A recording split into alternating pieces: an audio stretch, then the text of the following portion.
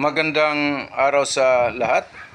The YouTube channel of the Fraternal Order of Eagles, Limbas Law Corner is back to once again render public service in the field of law for our countrymen, or itong aming pagbabahagi ng kaalaman sa larangan ng batas para sa sambayanang Pilipino. Brought to you by the Limbas Marangal Eagles Club of the Eastern Rizal Region 2 sa pamamagitan ng inyong lingkod na isa ng mga abogado at isang propesor sa maraming law school sa ating bansa.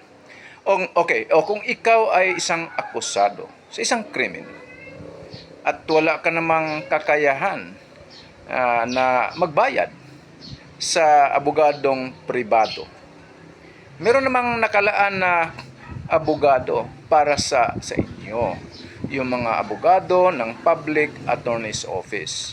Pero halimbawa ang kaso ay nasa hukuman na.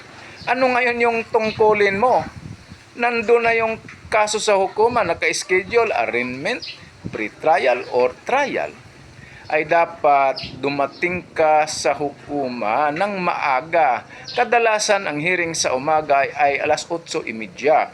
Ay dapat wala pang alas 8, nandun ka na. At alamin mo kung sino ang PAW lawyer na naka-assign sa hukuman na yan at lumapit ka, magpakilala ka na ikaw ang akusado at hilingin mo, kausapin mo na siya ang magsilbing abogado mo. Pero minsan kung masipag naman itong akusado, bago naka-schedule yung hearing, pumupunta na sa tanggapan ng Public Attorney's Office at na-interview, nag-qualify naman, ay kilala na niya kung sino yung PAW lawyer na naka-assign siya sa kanya. Pero dapat maaga at kahit kilala ka na niya, lumapit na ay nandito ka na sa hukuman para mapaghandaan niya ng abogado mo. Kadalasan ang mga PAW lawyers ay mga bata. Pero huwag kayong mangamba, magagaling yan. Well-trained yung mga iyan.